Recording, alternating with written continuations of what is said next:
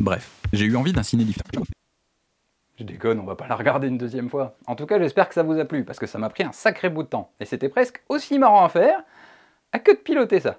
Allez, on va en parler. Je sais que vous le vouliez. C'est parti.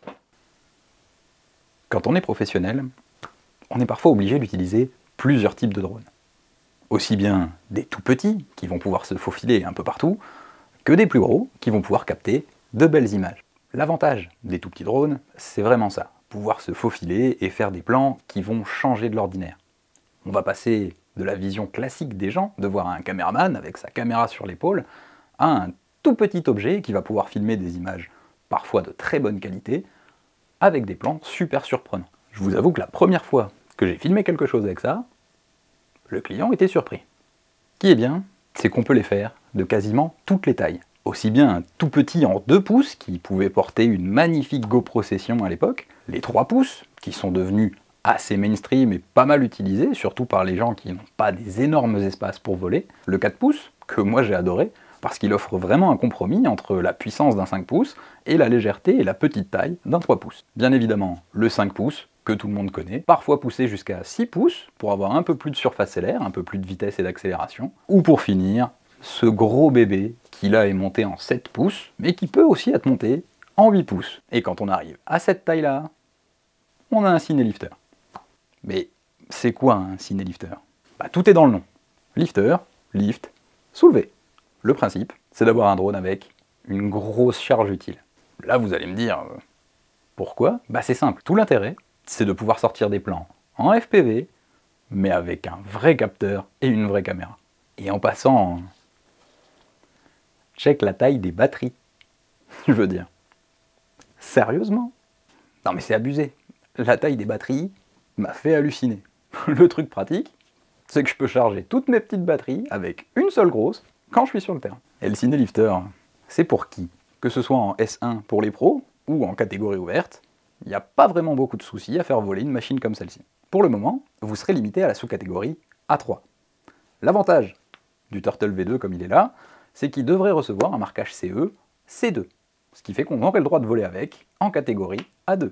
Et ça, c'est cool. Par contre, pour faire du scénario S3, donc pour les pros et pour pouvoir voler en agglomération, il va falloir le faire homologuer. Et là, c'est un peu plus la misère. On en parle tout à l'heure. Mais pourquoi faire un ciné-lifter? Le Turtle est un drone en X8, donc avec les bras en X et avec 8 moteurs. Il a été pensé pour lever 3 kg de charge utile. Et je vous avoue qu'à 3 kg, ça fait déjà une bête de caméra. Ou un pack de lait, tiens, pourquoi pas. L'avantage, c'est qu'on peut y placer un boîtier beaucoup plus performant, style Alpha 7R ou n'importe quel autre boîtier. Ça fera forcément de plus belles images. Disons que si ce n'est pas pour une utilisation professionnelle, le gros avantage reste toujours d'avoir des plans de meilleure qualité. C'est toujours plus fun d'avoir une image magnifique, non? Non, je vois pas pourquoi. Et sinon, comment ça vole? J'ai déjà piloté des drones plutôt imposants. Que ce soit l'Inspire 1, l'Inspire 2, le M300, un vieux G F550. C'était fun, mais ça volait super mal. Et quelques autres de marques un peu moins connues. Là, le stress, c'est que c'est un drone qui fait 1,5 kg à vide en FPV. Donc un bon gros bébé, mais avec la puissance d'un racer, ou presque. Donc je vous avoue que c'était un peu stressant. Je flippe un peu, c'est normal? Non, vraiment, sur le coup, j'étais vraiment en flip au premier décollage. Mais au final, ça vole presque comme un 5 ou 6 pouces. Si je peux me permettre la comparaison, ça va pas faire plaisir à tout le monde, mais on sent le poids. C'est un peu comme le JFPV en fait. Sauf que là, on n'a pas autant de modes de vol super intelligents, c'est vraiment du FPV classique. C'est un racer, voilà. Si vous faites les cons, vous plantez le drone.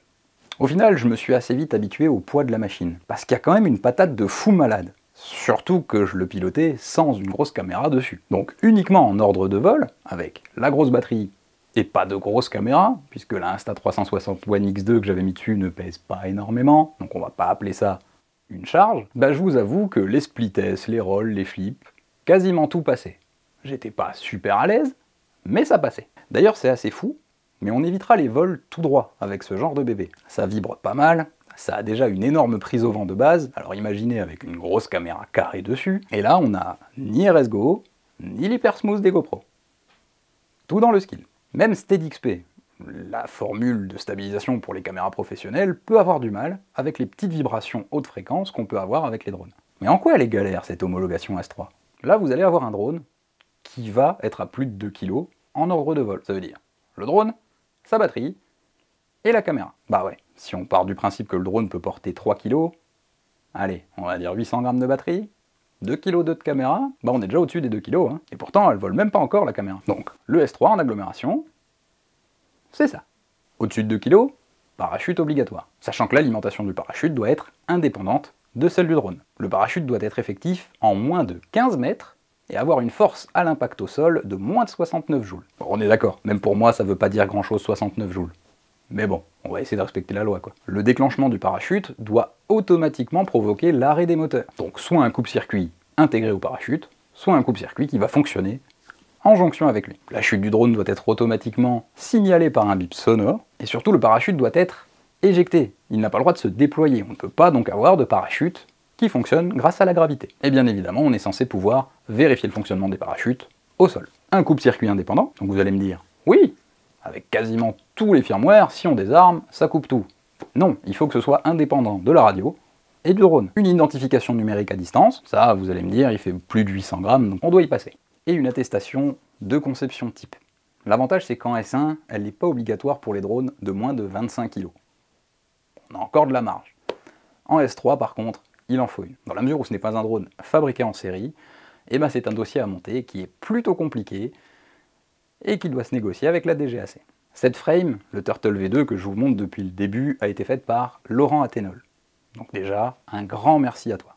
Il y a énormément de boulot là derrière, et surtout que le travail continue, puisqu'il est toujours en train d'essayer d'améliorer la chose, de nous permettre de voler dans les meilleures conditions possibles. D'ailleurs, j'ai même entendu dire qu'un gros revendeur risque de les commercialiser prêts à voler dans pas très longtemps. Si c'est le cas, l'avantage c'est qu'ils seront homologués et prêts à l'emploi directement. Et ça, c'est plutôt cool. Pour le moment, le mien, je vais l'utiliser en S1, en dehors des lieux publics, ou dans des lieux qui ont été privatisés.